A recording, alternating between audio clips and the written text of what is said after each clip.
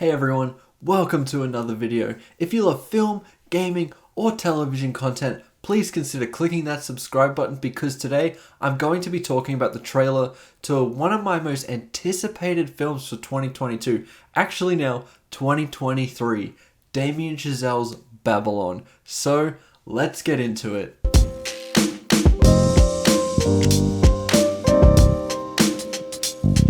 Now, Damien Chazelle is arguably one of my most favorite directors of all time. He has already directed two films that I would consider to be in the top 5 greatest films of all time.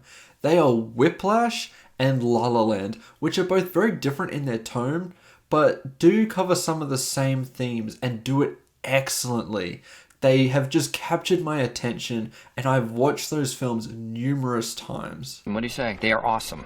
With Babylon, I was expecting Chazelle to go back to his roots here as he seemed to depart a little after making First Man, which is definitely a film I think is solid, but it doesn't live up to the quality of his other two films. Since I knew Babylon would be Chazelle making a film about Hollywood again, I was expecting something tonally similar to La La Land, but after following this film for a while and now seeing the trailer, it looks like this is going to be another thing entirely in Chazelle's filmography. I will say that this film does look excellent. It's just a trailer, but we can see that this could be a huge awards player despite how vulgar it looks. I mean, you look at these wild scenes dripping with excellent costume and production design with a glamorous looking color palette. What I find the most interesting about this, however, is how this is going to cover its subject matter and its story, which is a 3-hour film about the transition from silent films to talkies.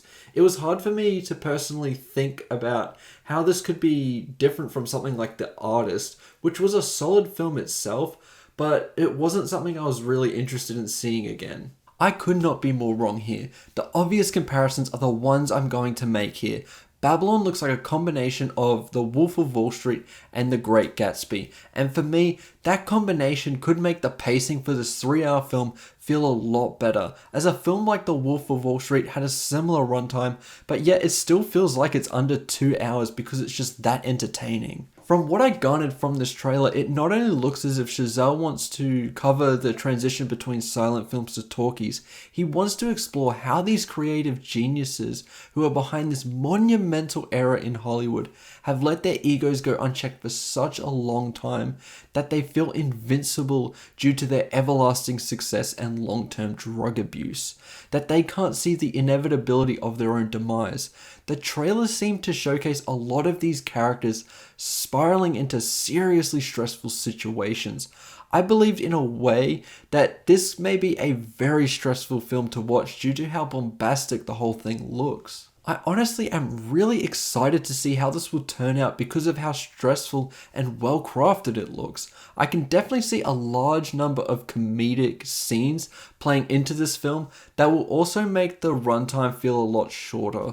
From the trailer, it looks as if this could be one of the funniest films of the year, and I am here for it. Now, let's get into the cast. Diego Calva, who is the newcomer here, was rumored to be the lead of this film, so I don't know if the trailer is being a little deceptive here, because it looks to me that Margot Robbie is the lead. We could see a co-lead situation here, but from the looks of the trailer, Margot Robbie looks like she'll be giving the performance of her life, and I am so happy about that. To me, I think she's very deserving of an Oscar win, and she may well get that for this role. I'm seeing similarities to Leonardo DiCaprio in The Wolf of Wall Street, which is one of the greatest performances ever put to screen, so it'll be interesting to see Robbie play such a self-destructive character. I can also see another Best Supporting Actor win for Brad Pitt, who I would be more than happy to see win another Oscar. He seems to add a lot of the comedic relief, and from this trailer it looks like it's paying off.